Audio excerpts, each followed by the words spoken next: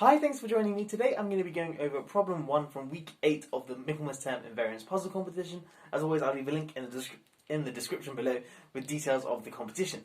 This is the problem we have today. We have n and k natural numbers with n bigger than or equal to k. We want to prove that this set of numbers here are coprime. So n choose k, n plus 1 choose k, n plus 2 choose k, all the way up to n plus k choose k. Okay, and what we mean by that, we don't mean pairwise coprime, we just mean altogether coprime. So in other words, if d is a natural number which divides nk, it also divides n plus 1 choose k, it also divides n plus 2 choose k, and so on, and also divides n plus k choose k, then it follows that d must equal 1. Okay, so if you want to have a go at this problem, pause the video now and give it a go for yourself, and I'm going to jump straight into a solution.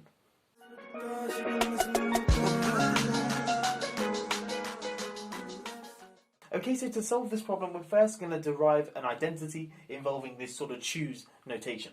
Okay, so t plus 1 choose k minus t choose k. We want to express that in some nice form of something choose something else.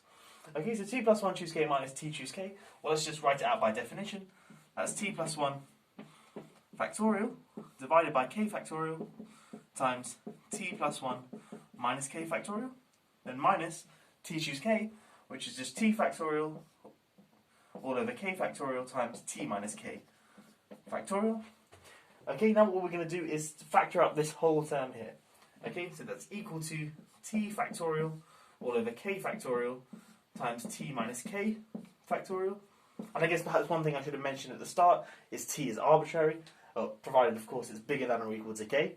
Okay, now we've got this term here, so we want to write this term as this term times whatever goes here. Well, on the top we've got t factorial, but there we have t plus 1 factorial, so we need t plus 1 on top. On the bottom we've got k factorial, but that's just that there, so we leave that as 1 times something.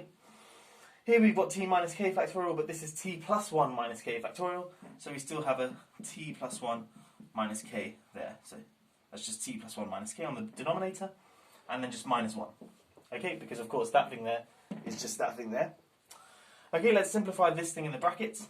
So you've still got this thing out front, t factorial over k factorial times t minus k factorial, times this thing here is going to be t plus 1 minus t plus 1 minus k, all over t plus 1 minus k.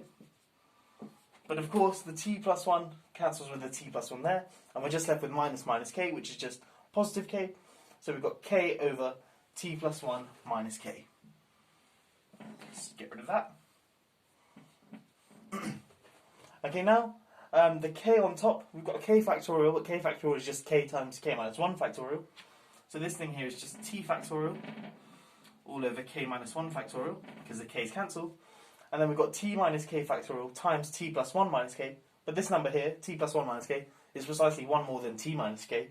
So this thing here times that is just t plus 1 minus k, all factorial. Okay, but of course this thing here is precisely t choose k minus 1. Okay, because of t, of course this thing here, t choose k minus 1, is t factorial divided by k minus 1 factorial, and also times t minus k minus 1, which is the same as t plus 1 minus k factorial. Okay, so we've derived this identity. Now let's use this to solve the problem. Okay, so what we're going to do is we have a natural number d, which divides each of these numbers here, and what we want to do is show that d equals 1. So d divides n choose k, n plus 1 choose k, all the way up to n plus k choose k. Now, let's look at the first two terms. Because d divides both of these things here, certainly it will divide the difference. So d will divide n plus 1 choose k minus n choose k. But by the thing we just showed, plugging in t equals n, this thing here is just n choose k minus 1. Okay? Similarly, if we look at the next two terms, so n plus 2 choose k and then n plus 1 choose k, we can get that d divides n plus 2 choose k minus n plus 1 choose k, which again is just n plus 1 choose k minus 1. Yes. Okay? So just using now this thing, but t equals n plus 1. Okay, and doing a similar sort of thing, we can get that all the numbers up to n plus k minus 1, we also get that then d divides all the numbers, or perhaps I should say d divides n plus I, choose k minus 1, where I equals 0, 1, 2, all the way up to k minus 1.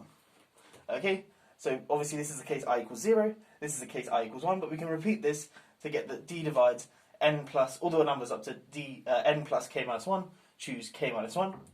Okay, but then we can sort of proceed by induction and go down another step, and sort of conclude that because d divides this thing here, sort of repeating this argument inductively, bringing the bottom number, so k down to k minus 1, then k minus 1 to k minus 2, and so on, and until we hit 0, we get that d divides n choose 0.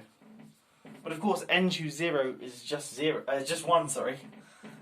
Is just 1, so d divides 1, and because d is a natural number, it follows that d must be 1. Okay, and then we're done. We've solved the problem. Okay, so we proved that d equals 1, and it's just essentially working down by induction. I hope you have enjoyed this video. If you are new here, please do consider subscribing and checking out some of my other fun maths videos as well. That's all for today. I will catch you in the next one. Have a great day.